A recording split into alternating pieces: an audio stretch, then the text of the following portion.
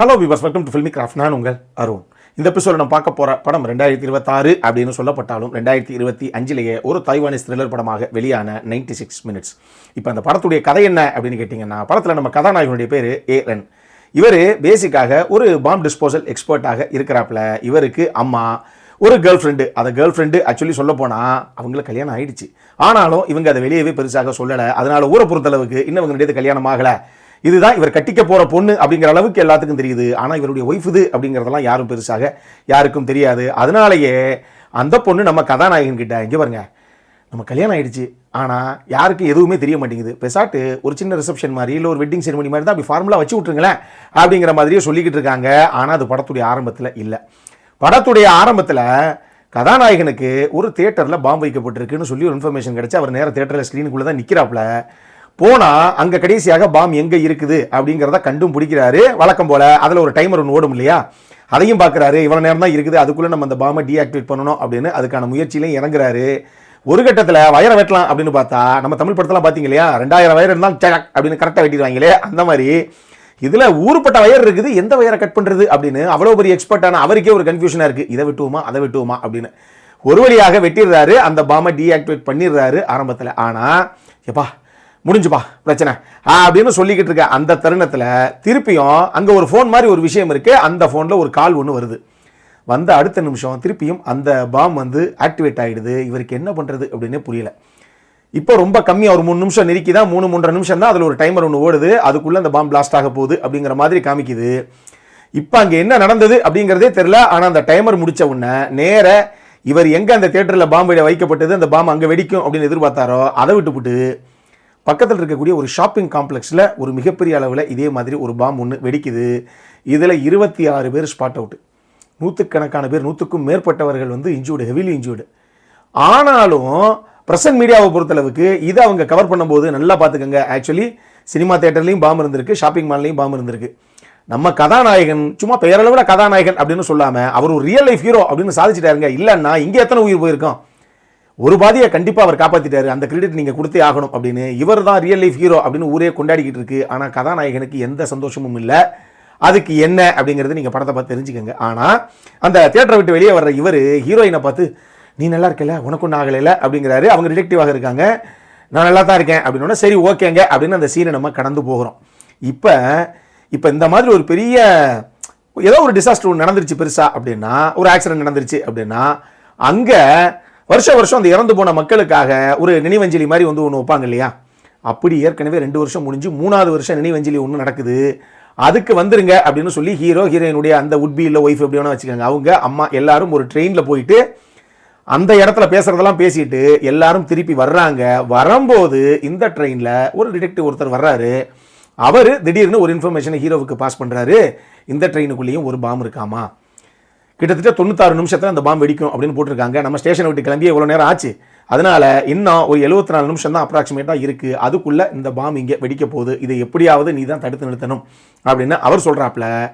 இப்போ ரைட்டு, அடுத்த 3 வருஷம் கழிச்சு வச்சுட்டாங்களா வேட்டை அப்படின்னு நம்ம கதாநாயகன் இதை எப்படியாவது டீஆக்டிவேட் பண்ணணும், முதல்ல பாம்பு எங்கன்னு கண்டுபிடிக்கணும், அப்புறம் டீஆக்டிவேட் பண்ணணும் அப்படின்னு களத்தில் இறங்க போக, இவரை எதிர்பார்க்காம அடுத்தடுத்து அந்த ட்ரெயினுக்குள்ள அரங்கேறின சம்பவங்கள் தான் இந்த படத்துடைய மொத்த கதையே.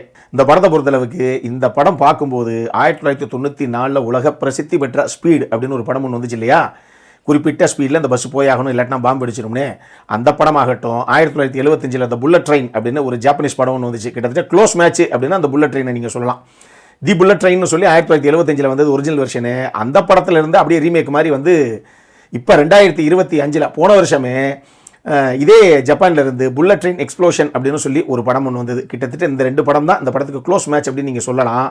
இருந்தாலும் ஒரு ட்ரெயின் அதுக்குள்ள ஒரு தருணத்தில் வைக்கப்பட்ட பாம்பு, ஓகே இதை டீஆக்டிவேட் பண்ணால் பிரச்சனை முடிஞ்சிடும்ல அப்படிங்கிறதுக்காக ஒரு பாம் டிஸ்போசல் எக்ஸ்பர்ட்டாக இருக்கக்கூடிய படத்துடைய கதாநாயகன் களத்தில் இறங்க, அதுக்கடுத்து அவரே எதிர்பார்க்காம அடுத்து என்னென்ன நடக்குதுங்கிற அந்த சம்பவங்கள் இருக்கு இல்லையா, அதெல்லாம் பார்க்கும்போது இந்த படங்கள்லாம் நம்மளுடைய மைண்டுக்கு வந்தால் கூடவே நம்ம லியம் நீசன் நடித்த நான்ஸ்டாப் படமே கண்டிப்பாக நமக்கு தோணத்தான் செய்யுது. ஏன்னா ஒரு ஃப்ளைட்டுக்குள்ளே ஒரு சம்பவம் நடக்க போது ஒரு பெரிய ரேன்சம் ஒன்று கேட்குறாங்க, அதை கொடுக்கல அப்படின்னா 20 நிமிஷத்துக்கு ஒரு ஆள் இறந்துகிட்டே இருப்பாங்க அப்படிங்கிற மாதிரி ஒரு சுவாரஸ்யமான ஒரு நாட்டு ஒன்று. ஆனால் அதுவும் இதே மாதிரி பரபரன்னு பற்றிக்கிட்டு போகிற ஒரு படம் தான். இந்த மாதிரி படங்கள்லாம் நம்மளுடைய மைண்டுக்கு வந்துட்டு போகத்தான் செய்யுது.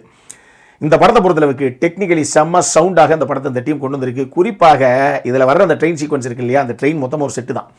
செட்டை மட்டும் ஸ்டுடியோவில் போட்டு அதுக்குள்ளே தான் இத்தனை ஆர்டிஸ்ட்டை வச்சு இவங்க படமாக எடுத்திருக்காங்க. ஆனால் இதில் ஒரு சில காட்சிகள் இருக்குது. உதாரணத்துக்கு 2 ட்ரெயினை காமிப்பாங்க. ஒரு ட்ரெயின் டு இன்னொரு ட்ரெயினுக்கு கேமரா போகிற அந்த விஎஃப்எக்ஸ்லாம் அட்டகாசம் பண்ணியிருந்தாங்க. ஏங்க சும்மா மிரட்டி விட்டாங்க, என்ன மாதிரி எடுத்திருக்காங்க பாருங்களேன் அப்படிங்கிற அளவுக்கு ஃபீலை கொடுத்துருந்தாங்க. ப்ரொடக்ஷன் டிசைன் டீமுடைய ஒர்க் ஆகட்டும், சவுண்ட் டிசைனிங் டீமுடைய ஒர்க் ஆகட்டும்னு சொல்லி அட்டகாசம் பண்ணியிருந்தாங்க. சினிமோகிராஃபி, மியூசிக் எடிட்டிங் எல்லாமே நல்லா இருந்தது இந்த படத்தில். பெர்ஃபார்மன்ஸ்லையும் ஹீரோவாகட்டும், ஹீரோவுடைய அந்த உட் பி இல்லை ஒய்ஃப் எப்படி வேணா வச்சுக்கோங்களேன், அந்த கேரக்டர் ஆகட்டும், ஹீரோவுடைய அம்மாவாகட்டும், இன்னொரு டிடெக்டிவ் ஒருத்தர் வந்திருப்பார் அவராகட்டும்னு சொல்லி எல்லாருமே அவங்க எடுத்துக்கிட்ட அந்த கதாபாத்திரத்துக்கு என்ன தேவையோ ரொம்ப நேர்த்தியாக நீட்டாக கொண்டு வந்திருந்தாங்க. இந்த கதையை பொறுத்தளவுக்கு இதில் படம் ஆரம்பித்து முடிகிற வரைக்கும் உண்மையாக பத்துக்கிட்டு போகிற பரபரப்பாக தான் போகுது. இன்பிட்வீனில் மட்டும் கொஞ்சம் படம் படுத்துருதோ அப்படிங்கிற மாதிரி ஒரு ஃபீல் ஒன்று எனக்கு வந்தது. நடுவில் கொஞ்சம் லேக் ஆகுது. ஏன்னா ஒரு சில எமோஷனலான விஷயங்களை கொஞ்சம் கன்வே பண்ணலாம் அப்படிங்கிறதுக்காக இவங்க நடுவில் கலையிறங்கியிருக்காங்க.